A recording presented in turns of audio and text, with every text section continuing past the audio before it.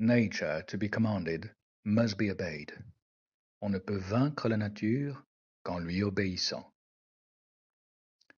Cette citation célèbre m'en suggère une autre, qui restera anti-célèbre, sauf pour toi, lecteur, si tu l'arroses d'un long regard et la laisses pousser en ton cœur. La voici. On ne peut lire la nature qu'en lui écrivant. L'extrait suivant est une ode à ce que la Chine peut aider l'Europe à écrire, lorsque Chine et Europe parlent le même langage. Je veux dire le langage de la nature.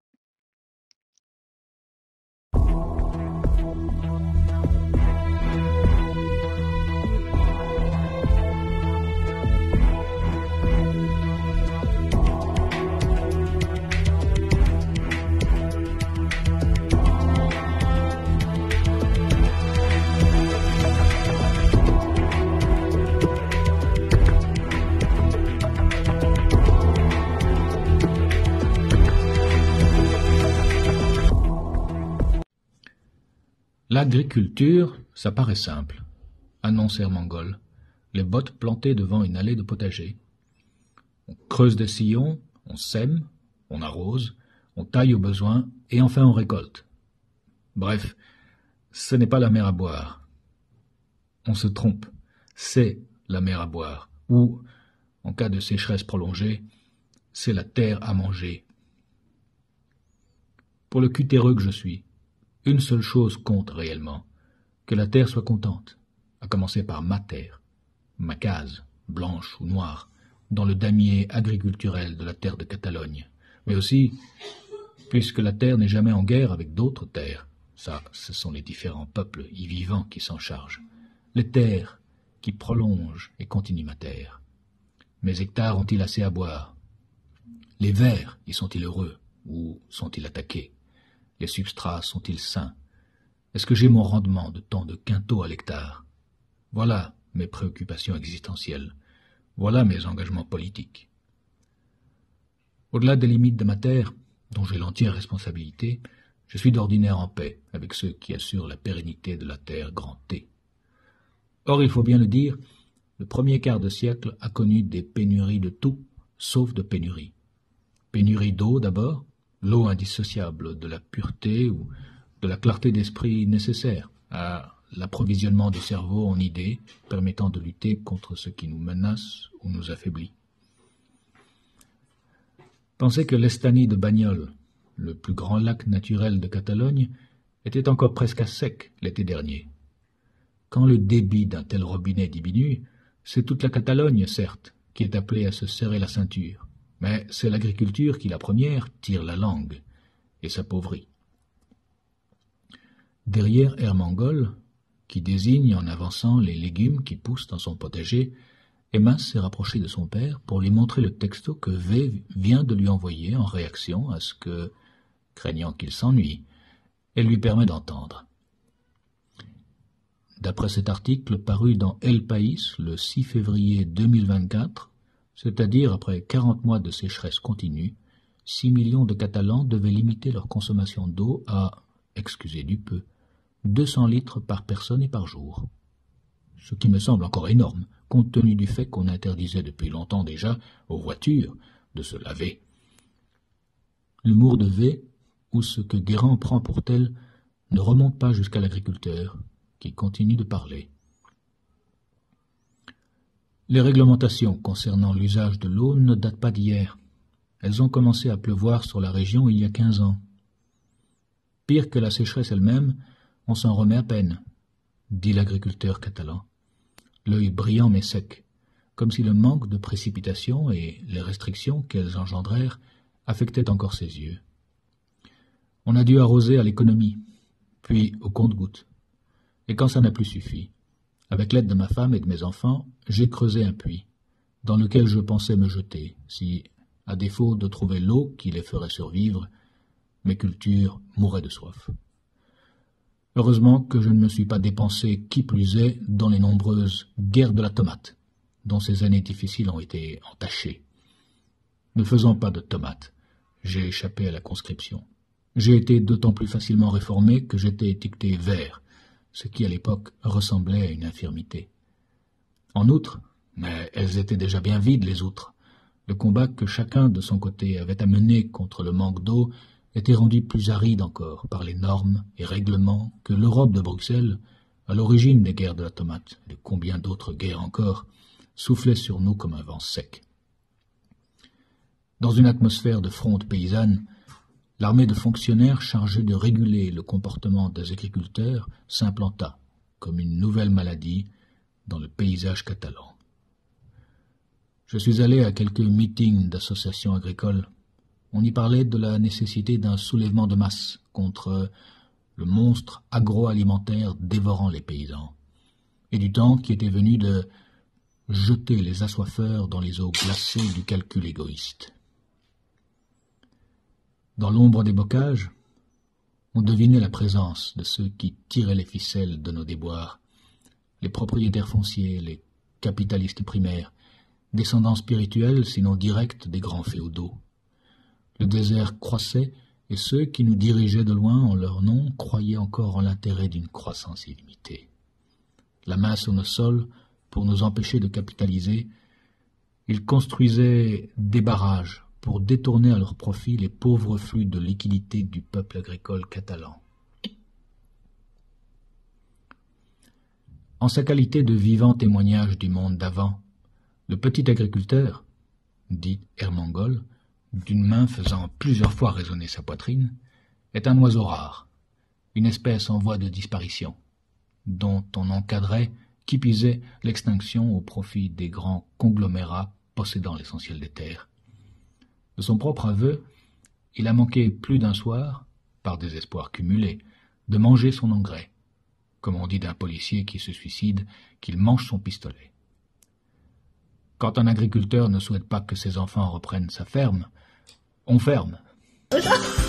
Mais les agriculteurs comme lui ne se laisseraient pas collectivement mener par l'anneau dans le nez jusqu'à l'abattoir. Aux portes de l'écorcherie, la solidarité entre gens sortis comme lui de la glaise ferait que, comme dit Dumas père dans le conte de Monte Cristo, si l'on mène 2 moutons à la boucherie et que l'on fait comprendre à l'un d'eux que son compagnon ne mourra pas, il bêlera de joie. Au plus fort de nos problèmes, on pouvait nous entendre bêler de courage dans nos campagnes et nos villages. Et Ermengol de leur donner un tel échantillon de ce qu'il entend par bêler de courage que V, répugnant à voir ou à entendre un homme se ravaler au niveau de la bête, hésite malgré son esselement à se retirer du téléphone des mains pour ne plus avoir à écouter. Fort heureusement pour la sensibilité de V, Ermengol interrompt bientôt le bêlement, qui a mué en brame, voire en mugissement, et revient à son explication. Vous connaissez la théorie du 100e singe? Moi je vous parle de l'histoire, pas du tout théorique celle-là, du 100e petit paysan catalan. Passez un seuil critique. Nous sommes devenus trop importants et trop organisés pour tolérer de passer un par un sous le rouleau compresseur. On s'en est sorti parce qu'on s'est dit une fois pour toutes qu'on était trop grand, trop fiers de notre passé pour sortir par la petite porte des peuples bientôt oubliés. Le remplacement de notre excellente volaille et du merveilleux bœuf catalan par du poulet ukrainien et du bœuf du Brésil nous apparut enfin pour ce qu'il était, un ethnocide alimentaire. Bon sang, on n'avait que faire du lait néo-zélandais ou du steak argentin, et même les fromages français, qui ne sont pas sans grandeur, semblaient soudainement usurper une place à notre table s'ils la prenaient à nos propres fromages. Pourquoi avions-nous permis que l'on concurrence sur notre sol, sur nos marchés, et à la fin des fins jusque dans nos corps, les produits que nous, agriculteurs, éleveurs, paysans dans l'âme, connaissions mieux que personne, et pour cause, les produits qui nous avaient fait tels que nous sommes, et qui auraient dû faire à jamais notre fierté. Un sursaut d'orgueil entraîna un sursaut éthique, qui entraîna un sursaut politique. Et d'un sursaut l'autre, au lieu de se suicider, on s'est remis parmi les agriculteurs à faire et à élever des enfants pour la Catalogne. J'ai un cheptel de 7 têtes brunes et blondes qui parlent le catalan mieux que l'espagnol, car on ne met pas la charrue avant les bœufs. Ermengol récite leurs noms comme dans la catéchèse on récite le nom des saints. Et comme les saints de l'aube des temps chrétiens, ces enfants ont des noms hauts en couleur. Gonzal, Agusti, Jalbad, Francesc, Merichel, Aldara, Berenguera. À la question « De quel bord es-tu » Ermengol. Il répond que son nom, très ancien, veut dire « celui qui est prêt pour le combat » en catalan. Comme pour signifier que du temps où ce nom était très répandu, la paysannerie dans un pays où les campagnes dominaient le paysage, luttait pieds nus, il retire ses bottes. Il a mal à la plante des pieds à travailler toute la journée dans son potager, se dit Guérand, tandis qu'Emma, embarrassée de ne pouvoir photographier, ne serait-ce que pour l'amusement de V, constate que la chaussette au pied gauche de l'agriculteur est jaune et que la droite est rouge. Ni Emma ni Guérand n'ont encore compris que retirer ses bottes, c'est la réponse d'Ermengol, une réponse qui appelle l'explication qu'il fournit à présent en se massant doucement les pieds. Reportons-nous, voulez-vous, à 2 hivers en arrière, propose-t-il. Quant au plus grave de toutes les pénuries, nous étions, surtout dans les campagnes, tels nos ancêtres, plongés progressivement dans le froid et l'obscurité à la tombée de la nuit. Imaginez que vous nous ayez rendu visite à ce moment entre tous le moins béni de notre histoire contemporaine. Tard dans la nuit, tard dans le froid et le noir, vous êtes au lit, mais vous ne dormez pas. Les 2 couvertures que je vous ai données ne suffisent pas à réchauffer vos pieds. Vous vous rappelez avoir secoué la tête en m'entendant crier déjà dans l'escalier qu'il y a des chaussettes, au cas où, dans le tiroir de la table de nuit. L'idée qui vous avait semblé sur le coup si étrange, de mettre les chaussettes d'un autre, de vieilles chaussettes, sentant le renfermer plus que probablement, ne l'est plus autant maintenant que c'est toute la campagne qui a sombré autour de vous et que votre valise est là, quelque part dans le noir, mais loin. Mais où? Elle est incertaine et déroutante, la géographie d'une chambre, les premières nuits, le plancher en bois grince fort, c'est l'hiver.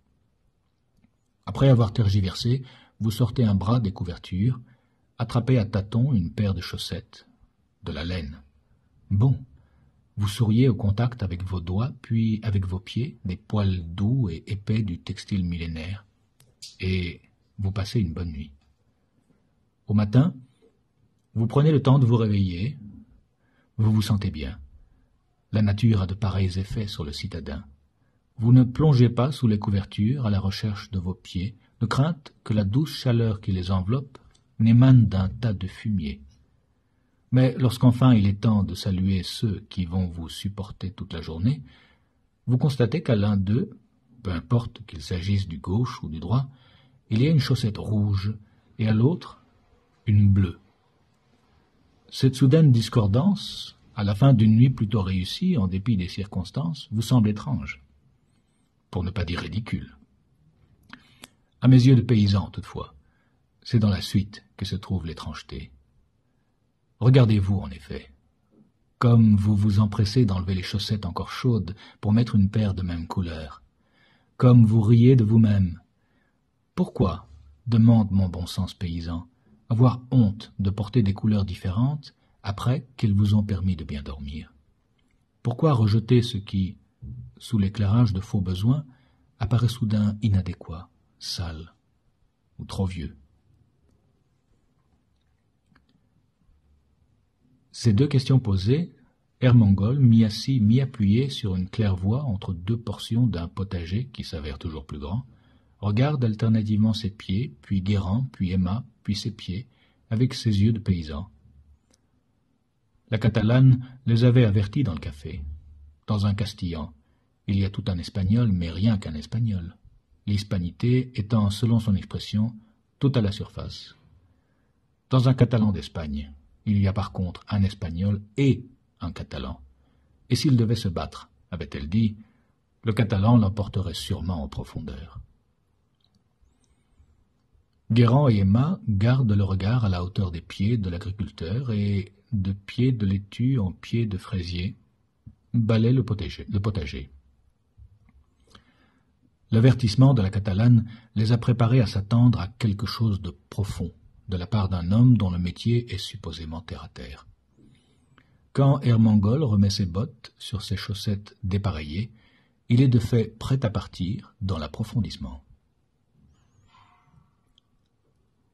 La petite politique, dit-il, celle qui n'est politique qu'en apparence, c'est la crainte d'être dépareillé.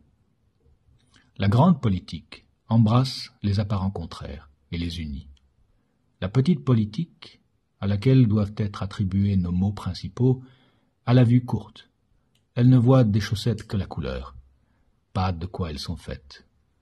Il faut avoir une bonne vue pour aller au fond des problèmes. Prenons pour commencer la sécheresse, contre laquelle tous nos politiques nés de la dernière averse se dépenseraient encore pour pas grand-chose si, après avoir réussi à reverdir grande partie de ses propres déserts au nord, la Chine n'avait pas proposé d'aider à reverdir le sud du continent. Moi qui, d'arrache-pied, ai lutté pour mes cultures, je peux en témoigner. Contre la sécheresse, la Catalogne et la Chine, chaussettes jaunes et chaussettes rouges, ont parfaitement fait la paire. Mais si peu en Méditerranée ont refusé d'être aidés, enfiler la chaussette chinoise, pour certaines régions, gardant un pied dans un passé révolu, revenait à hisser un autre drapeau. Dans la population, qui n'a pas toujours hélas le bon sens qui caractérise en général le paysan, vivait la crainte que les Chinois étendent leur influence sur nous, sous couleur de lutter contre le désert qui nous envahissait. Le sommet de la hiérarchie, surtout, appelait à ne pas se mouiller.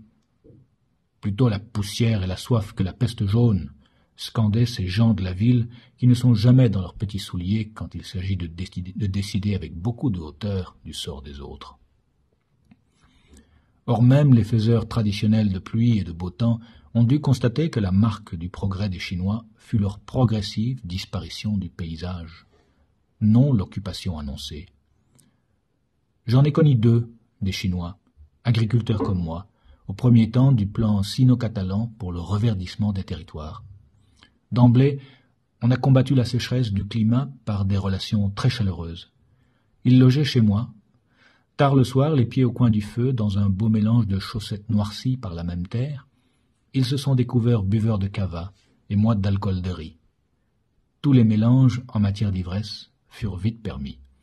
À l'aube, on se retrouvait autour d'une jarre de lait d'amande de terre, même couleur, même goût que le lait de soja, et tout aussi formidable contre la gueule de bois. Comme ces jours d'un labeur diminué parce qu'il était partagé me manquent. Avec les spécialistes mandés par Madrid, beaucoup plus pour nous surveiller et pour surveiller les Chinois que pour leur grande compétence et qui, heureusement, préférèrent l'hôtel à mon modeste pied-à-terre, c'était le jour et la nuit. Plus ils s'avéraient infichus de résoudre nos problèmes, plus ils nous en imposaient. Où sont-ils aujourd'hui, mes 2 amis chinois ? En Chine, je crois. Je ne suis pas très cultivateur d'amitié sur réseaux sociaux. J'aimerais les revoir. Nous étions comme la horchata et le lait de soja, cependant qu'avec ces Espagnols, nos voisins directs, nous étions dans le même rapport que l'eau qui nous manquait, et l'huile sur le feu. Comme Guérand a gardé beaucoup d'intérêt pour l'Espagne, bien qu'il n'y ait pas mis les pieds depuis plus de 30 ans, il fait ce que font ceux qui ont beaucoup voyagé sur le papier. Une citation, mais pas d'un Espagnol ni d'un Catalan, ce qui pourrait à la rigueur aider. Il cite la phrase de Rousseau qu'on sort aux gens qui professent aimer les Tatars pour se dispenser d'aimer leurs voisins. Après avoir précisé que ces 2 Chinois n'étaient ni Tatars ni Mongols, Ermengol s'excuse au nom de tous les Catalans de faire mentir Rousseau. Maintes fois nous avons essayé de semer l'amitié avec le voisin castillan, déclare-t-il dans un soupir, mais ça ne pousse jamais. L'Espagnol, je crois, est trop possessif pour admettre qu'on puisse s'en sortir sans lui. Le Chinois est à l'autre bout du spectre, en ce qui concerne le comportement. Voyez-le faire des ponts, des routes partout sur le continent pour mieux s'en aller quand on l'invite à rester. Je le suspecte de ne construire si vite des routes si lisses que pour reprendre ses distances plus discrètement. tout à la préservation de leurs différences, de toutes ces choses qui font d'eux des Chinois, les Chinois, trop modestes pour se voir en grands humanistes, veulent que nous préservions nos différences. Au bout du compte, la Chine ne met pas les pieds dans mes plates-bandes, à la différence de l'Espagne, qui a toujours écrasé mes cultures avec ses gros sabots. Nous avons troqué le mépris d'un vieil inquisiteur pour la sollicitude d'un interlocuteur précis. Moi qui ai vu le ciel s'éclaircir et mes terres respirer, ça me va. La Chine est à l'équilibre du continent ce que l'agriculture durable est à mes champs. Air mongol, qu'on me crie parfois de tracteur à tracteur, ou quand je vais au café, pour que j'avoue mes appartenances. Tu vends ton pays aux Chinois. Honte à toi. D'habitude, je manque de temps ou de patience pour évoquer, comme je le fais avec vous, mes chaussettes. Bref, je réponds avec les mains ou avec les poings, sans mettre de gants. Je sais que pour certains, ceux qu'il est convenu d'appeler les jaunes seront toujours des rouges, qui ne pourront jamais être confondus avec des amis. Jaune, rouge, qu'est-ce que cela veut dire? Qu'est-ce que cela pèse à la lumière des faits? Rejet idéologique et racisme motivé par la couleur de peau sont les deux côtés d'une même monnaie. Mon honneur de paysan m'oblige à ne pas commettre la même erreur. Je ne repérerai pas l'aide inconditionnelle de ma paire d'amis chinois par un discours consistant à rejeter les gages d'amitié donnés par leur pays à mon pays. Le rouge et le jaune, après tout, sont les couleurs de la Catalogne. Xiang, le plus jeune des deux Chinois qui partagèrent presque une année de mon quotidien, m'avertit plus d'une fois que notre bonne entente ferait jaser. Tes compatriotes ne sont pas mûrs, aimait-il à dire, expression qu'un paysan n'emploie pas si elle n'est pas pesée. Xiong, le plus taiseux, se contentait de grogner chaque fois que Xiang m'offrait le fruit de ses réflexions sur l'attitude de certains de mes compatriotes catalans. Un jour, pourtant, il nous parla de son père, qui à 70 ans passés, travaillait comme gardien d'immeuble dans la ville vers laquelle, jeune encore, de son petit village perdu dans la montagne, il avait émigré. Il avait encore de bons yeux, son père, et c'était tant mieux car il passait ses journées, et parfois ses nuits, devant un mur de caméras de surveillance, dans une petite pièce aveugle attenante à l'entrée de l'îlot résidentiel. J'accueillis avec intérêt les confidences de Xiong, car courtes et éparses comme la pluie, on ne savait jamais quand elle reviendrait. Mais Xiang, aussi infatigable en parole que le soleil en rayon, ne rata pas l'occasion de l'accuser d'un coq-à-l'âne. Xiong protesta. Il n'avait pas sauté du coq-à-l'âne, et quand bien même un Chinois, surtout, précisa-t-il, s'il vivait comme eux à l'étranger, se devait de revenir régulièrement, et quel que soit le sujet, à ses parents. Peut-être se serait-il contenté de ce préambule, selon lui autosuffisant, sur la piété filiale, si Xiang, qui pour quelqu'un qui parlait beaucoup évoquait très peu par comparaison ses parents, ne l'avait pas pressé de révéler enfin pourquoi une remarque pas plus critique que des dizaines d'autres à propos de leur présence sur le sol catalan lui avait fait évoquer son père, gardien d'immeuble. « Pourquoi ? Pourquoi ?» grommela Xiong. « C'est ce que je sais, moi. Pourquoi ? Sans doute parce que mon père, que peu d'habitants saluent en entrant ou en sortant de leur immeuble, mais que tous s'entendraient à critiquer s'il s'absentait de son poste, car ils savent, même s'ils ne l'en remercient jamais, qu'il travaille à leur protection, mon père, par son attitude débonnaire, m'a appris à ne pas me formaliser des remarques des habitants de ce pays. Car il faut bien comprendre que notre travail ici n'est pas très différent de celui qu'exerce là-bas, mon humble père. Moins que des concierges, nous sommes les ouvriers appelés à l'aide pour empêcher que les jardins à fruits au pied de l'immeuble catalan ne meurent. La vraie question, qui ne viendrait pas à mon père, mais que sa bienveillance m'aide à poser, est de savoir pourquoi la Chine, en la personne de milliers de travailleurs comme Xiang et moi, est devenue le gardien de l'immeuble européen. Est-ce parce que la Chine est vieille, honnête, ponctuelle, et qu'elle a de bons yeux, comme mon père? Elle a indiscutablement toutes ses qualités. Je crois pourtant qu'il fallait absolument quelqu'un à ce poste, et qu'elle seule avait les moyens d'accepter. Il en faut des moyens pour que des milliers de Chinois comme toi et moi, droits dans leurs bottes, sérieux, travailleurs, soient dépêchés au service de l'immeuble Catalogne. de l'immeuble Espagne, de l'immeuble Portugal, et qu'ainsi, d'immeuble en immeuble, c'est la sécurité de tout un continent qui soit assurée. Sion en avait tellement dit, d'une seule haleine et sans marmonner, que des heures de commentaires étonnés se bousculaient déjà dans l'esprit de Xiang. Mais au grand étonnement de ce dernier, Sion n'avait pas fini. « Je n'aurais rien dit pour répondre aux critiques adressées au gardien d'immeuble si je m'arrêtais ici, » dit-il vivement, tandis qu'il saisissait entre deux doigts secs, comme des baguettes, le début de réaction de son compère. En vérité, la Chine n'est parfaite à ce poste de gardien que parce qu'elle est la seule qui, ayant les moyens de prendre l'immeuble par la force, s'en abstient. Là est sa plus grande force, là ce qui devrait rassurer les habitants des différents immeubles, et aussi ce qui rend l'ingratitude de ceux-ci un peu plus difficile à supporter. La Chine ne régente pas la vie des habitants, elle ne veut même pas de la gérance des immeubles, elle veut, tout au plus, que chaque immeuble soit protégé, afin que l'harmonie règne dans l'ensemble duquel elle est partie prenante, et que ce ne soit pas le complexe tout entier qui soit mis en danger par l'extérieur.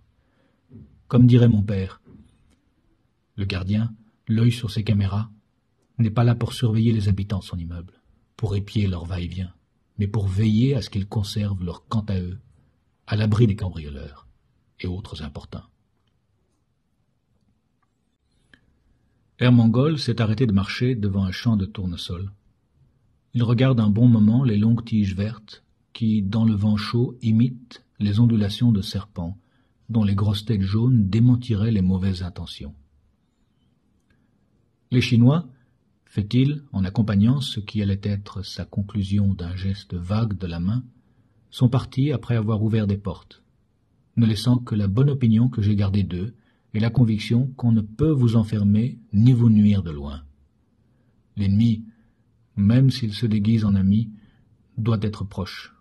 Il est d'autant moins suspect que vous le connaissez, de vue du moins. Il parle votre langue, professe votre religion, c'est un voisin souvent. Notez que par contraste, le gardien d'immeuble le plus fiable vient d'ailleurs, de la campagne très probablement, et ne réside pas dans le lieu qu'il a à cœur de sécuriser. Peu avant de partir, confie encore Ermengol, Xiong, un soir bien arrosé de kava, proposa de voir en l'amour lointain ce qu'il y a pour les Chinois de plus beau et de plus fort. À tel point, déclara-t-il en se levant pour un toast à l'amour lointain, que nous les Chinois, nous ne savons pas très bien comment exprimer nos sentiments quand les distances se réduisent à, mettons, une poignée de main, voire un baiser. C'était, je crois, sa façon à lui de me prévenir qu'il me saluerait de loin en partant, mais qu'aucune poignée de main, aussi forte soit-elle, ne serait plus sincère.